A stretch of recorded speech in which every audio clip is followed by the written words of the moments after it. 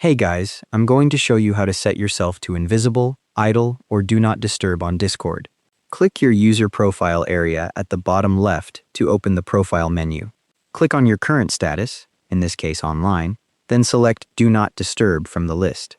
A duration menu appears with options for how long to stay in Do Not Disturb. Now click on Invisible in the main status list.